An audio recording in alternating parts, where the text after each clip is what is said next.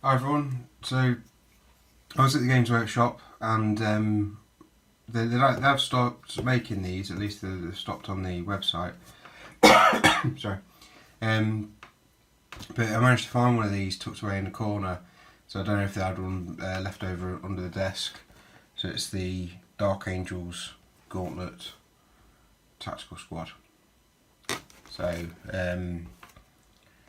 the Blood Angels version that they brought out of this was very similar in that it had a Rhino and a Tactical Squad, but the Blood Angels Tactical Squad is already filled with Blood Angels iconography. A lot of the armour's already got Blood Angels details on it, whereas this has the Dark Angels upgrade pack, so you've got some shoulder pads and some other details.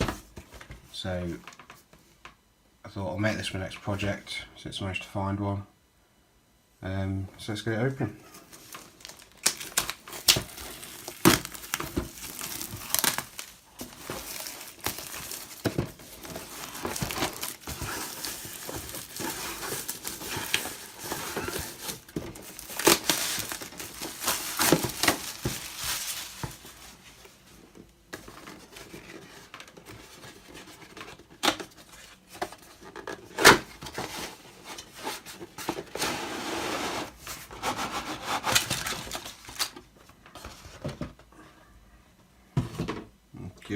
Right, so we've got some of the large bases. I'm very glad that they moved from the old, I think it was 25mm to the 32mm. Just makes mounting everything a lot easier. So we've got the Dark Angels upgrade sprue here. So snazzy sword there, little Angels of Death written down the blade.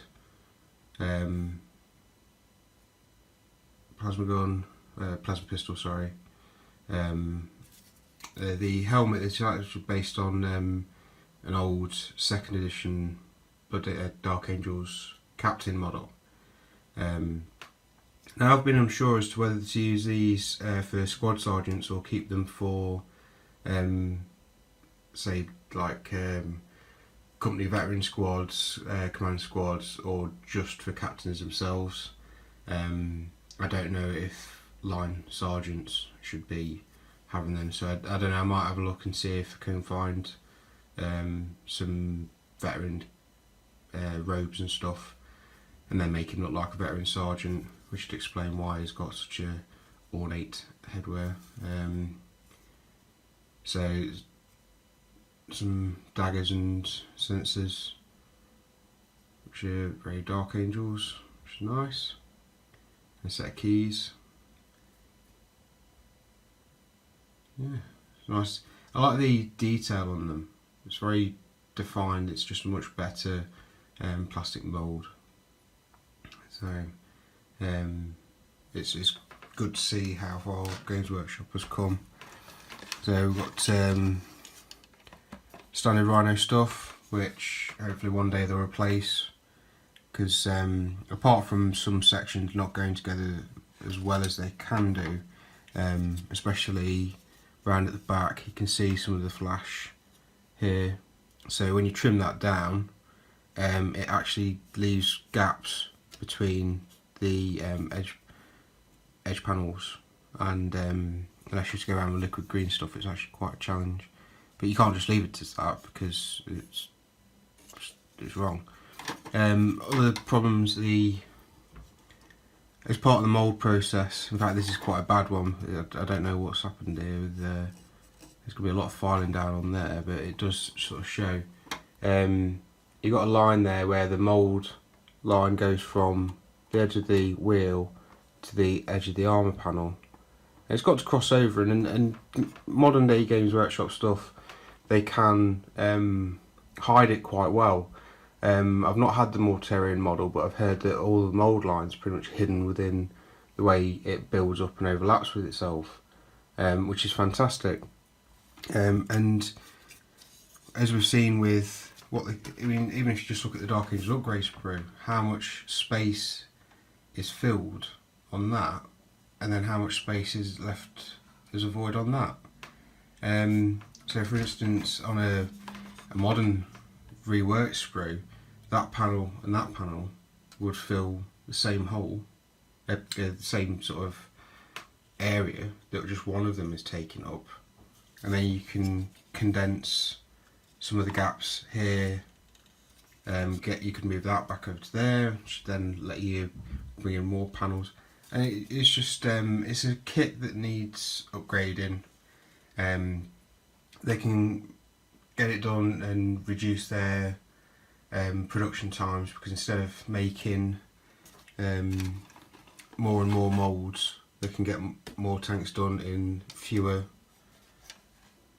So, and obviously if they can update some of the processes that would make the build come back together easier. The Land Raider, there's a massive problem with trying to get the panels to line up once you put the top plate on. There's just huge gaps on it, and you can either get the edges to line up, but then it's not sitting down in the right place and the other side will be quite far out, or you can get it fixed down hard onto the joint as it's supposed to be on, but then it leaves massive lips around the edge. So again, it's another kit that, and considering that the Rhino and the Land Raider is such a eye-catching part of an army, because not many people are going to field more than one, especially Land Raiders. So if you're playing a game and then somebody says, oh, do you know what, I'm just going to have a quick look at your Land Raider, and they walk over and they see loads of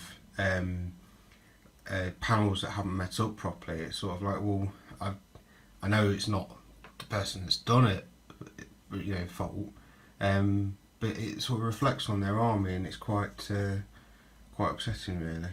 But I'm just reading too much into it. I should be grateful for what Games Workshop can do for us today. So that's the Rhino, and let's have a look at the Tactical Squad.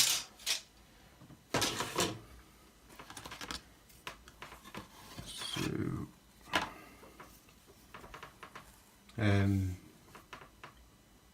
I do like the style that they are using at the minute for laying out parts, having all of your backpacks and weapons, arms and everything easily laid out. It fills out a lot more of the space, and it also makes it easier to keep stuff as pairs. Because when I have my leftovers, what I'll do is, so say I've got this arm left over, instead of just clipping it at the elbow and then trying to figure out which left arm that will go with, what I'll do is I'll trim there and trim there, so that the part number is still on the elbow, and then when it comes to see if I can find the, here we go. So again, I could cut it off there and then just leave that section, so I know it would be 52C and 53C. And then if I ever use these spare parts for bit stores where you can just get torsos and legs, because you'll have loads of spare arms, I'll know what they're for. So what I might try and do is, I've got some of the old Tactical Squad ones. I think they were the first Tactical Marines that you could pose. Not going first edition ones, because I know they were posable, but they were before my time. I'm talking about third edition ones, because it's quite interesting to see the contrast between the way they're laid out and the way these are laid out, and also the parts that you got, because on a lot of those sprues you'd get one with a purity seal, you get one with a scanner, you get one with a knife, whereas what they've done now is they've included grenades for everyone. There's lots of purity seals. I'd have to count up how many knives, but there's certainly a lot more. Sorry, a lot more as time goes on, which is what you'd expect. But it would just be quite interesting to see the Tactical Squad that's developed over the years. They've still, as before, it's always a missile launcher, and I think the plasma gun and flamer. Yeah, so you've got the plasma gun, melter gun, flamer, and combi grav there. That'll be the part for a combi flamer, I think. Yeah, combi plasma, combi melter, another combi grav. Is that a grav gun? Grav gun. So it looks like a combi grav gun. No, it is a proper grav gun. So your combi grav gun's up here, and then that's your combi bolter that all of these will snap onto. And you know what? That is a fantastic idea. I was really impressed when I saw that, to have the combi element have the same connection to go onto a base. You can choose which one you want. It saves them making the entire combi gun, so that saves on a bit of plastic, but it gives you the options. So yeah, that was an awesome idea. Really pleased with that. So we've got the missile launcher on this one, legs and shoulder pads, which I'll have some left over because I'll be using the Dark Angel shoulder pads.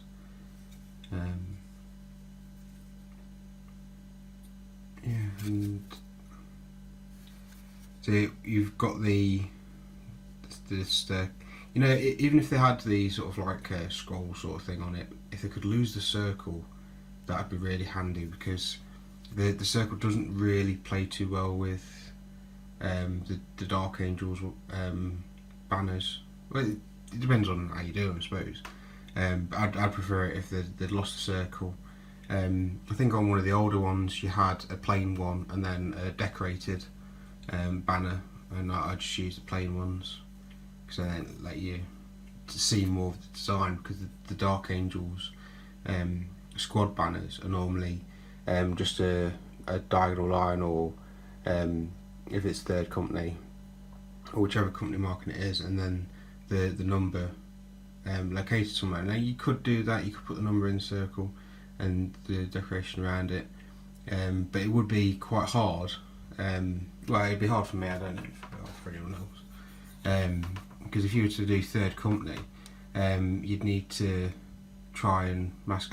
This would be way too wide, but you'd have to have a line sort of travelling behind the circle and make sure that it lines up together, whereas if you didn't have that circle there, you could just make one complete straight line. But I don't know, I'll play around, I'll find out what company I'm going to go for with this one, and go from there. So I'll try and keep an update going on how these are. If I find the old Tactical Squad stuff, then I might make a video about that. As always, if there's anything anyone would like to see, then I'll try and make a video of it. I remember LT asked about seeing how I painted grey rocks on the Inquisitor model. I haven't forgotten about you, LT, and I did try and start doing that Cryptek from the Forge Brain kit, but unfortunately last weekend it turned into a bit of a nightmare. So I'll try and find either another model or see what I can do to save that Cryptek and then get a video up about it. But if there's anything else anyone wants to see, or if they want me to paint, let me know and I'll see what I can do. Okay, thank you.